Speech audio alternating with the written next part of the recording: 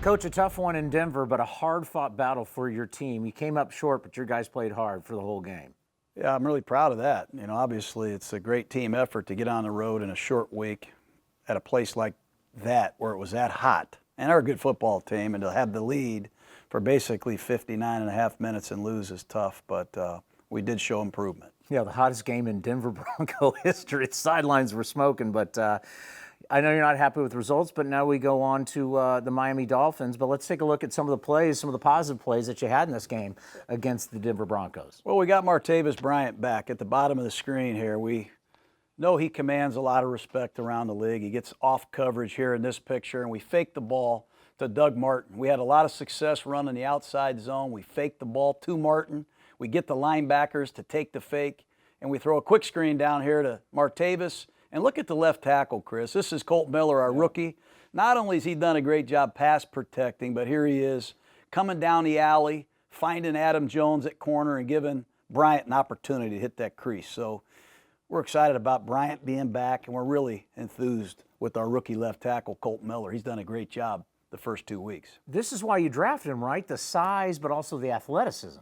We drafted him to be our left tackle for the next 10 years, honestly. He has a real good upside, not only as an athlete, but he's got the mental capability that you look for. He's reliable, he's tough, he can handle the audibles at the last second, he's a great competitor. What I'm so impressed about is that he really played 1 year at UCLA at left tackle, and to pick this up so fast is pretty amazing. Tells you what his upside is. I mean, he should have been back at UCLA this year. He came out early, not a lot of experience, and played in a spread system quite a bit in a no-huddle offense. So his ascent has been impressive, and he's been one of the most impressive Raiders to date. One of the most impressive plays in this game was the throw to Seth Roberts. I mean, I think that was the one where we all went back and went, okay, Derek Carr is good. He's healthy. Number 4 is back. Well, how do you define a great performance if 29 for 32 and 300 yards doesn't define that? I mean, this is a trap pass. We ran the same play earlier, hit Jared Cook for a 24-yard gain. This time we're looking for Cook again. We're going to fake the trap to Marshawn Lynch. We're pulling Osemele at left guard. We're trying to get these linebackers to step up. They did the first time. We found Cook right behind him. This time they're quick to recognize it, and Carr gets off of Cook and finds Seth Roberts, who does a great job running right down the inside edge of the numbers, and that's a bullet. That's about as good as you can run this play, Chris. I mean, he's audible into the trap pass. He's got a good look to do it. Comes out of the fake. He's looking for Jared Cook, and he has great pass protection. Once again, that's Colt Miller at left tackle and one-on-one protection. Nice job by Osemele, and this is a beautifully thrown ball. Fun to watch, isn't it? Yeah, it doesn't get any better than that. When you talk about completion percentage, this was the 4th best game in the history of the NFL for a quarterback. I'm really proud of him. I mean, he's taken a lot of information. He's been able to apply it on the field. Remember, he was 20 for 24 for 200 yards in the first half against the Rams. So I'm really encouraged by what Derek is doing, and I think around him we're getting better and better. Hopefully it shows in Miami. Yeah, I saw you on the bench go up to him right before halftime and you told him how proud you were of him, the way he played. And I think it's so interesting is that when you go up against a vicious pass rush, he has the ability to get the ball out. There were so many times Von Miller was just about to get there and he got the ball out. He's got a great feel for the pocket, and he's taking care of the ball, obviously, in a tough place to do it. And I give Greg Olson, our offensive coordinator, a lot of credit. He put together a great plan. And then you're looking at a deal where you got all these guys are learning a new system. They are. We've had a lot of moving pieces. Obviously, Martavis Bryant coming and going. That forces us to move Jordy Nelson. Seth Roberts has been here and there with injuries. And we're using a lot of different backs and tight ends, and it's been exciting. Hopefully we keep getting better. And, Coach, this year you're going to rely on a lot of young guys. And one of your young guys that you're going to rely on got his first career sack in this game. Yeah, Maurice Hurst, the guy we've talked about as an inside pass rusher. With all the injuries that we've had to move Hurst around. Here he is at the top of the screen playing outside. And this is a nice call by Paul Gunther. It's a blitz. We're bringing double edge pressure from both sides of the formation. Leon Hall is blitzing up top. Here comes Derek Johnson from the bottom. And it's Maurice Hurst working here over the left tackle.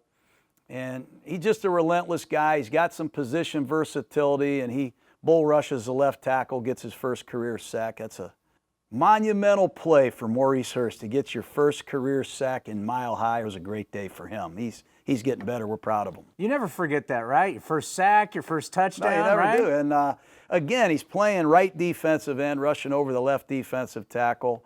He was brought here to be an inside rusher, but with all the injuries that we have had to Justin Ellis, obviously P.J. Hall, we've been forced to move some guys around, and guys have had to step up. It's been tough for them. I've noticed in 2 games you've brought Leon a couple times on He's a great blitzer. Leon was a first-round pick out of Michigan, had a lot of great years in Cincinnati as the nickel corner.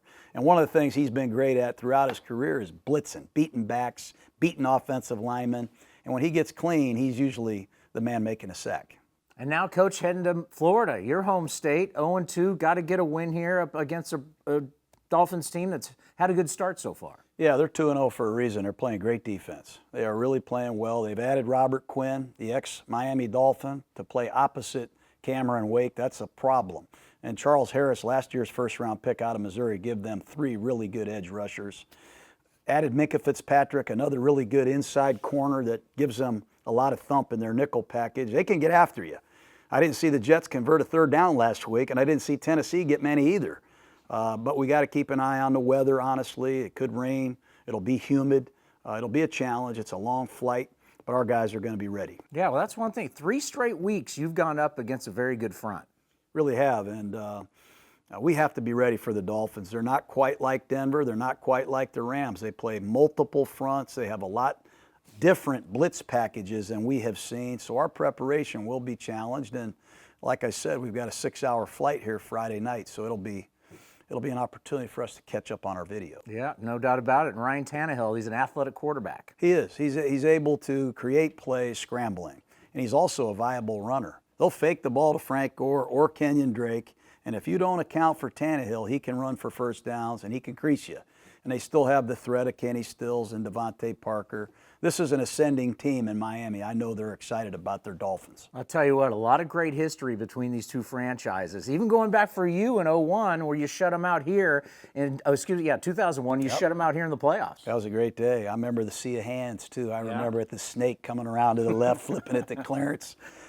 This has been, I think, 2 great teams in the AFC, 2 of the most recognizable teams over the years, and it'll be great to have a reunion of these 2 meeting up. Well, let's go to South Florida and get a victory. Let's do it, man. Thanks All right, for having me. let's go, Coach. All right, Chris.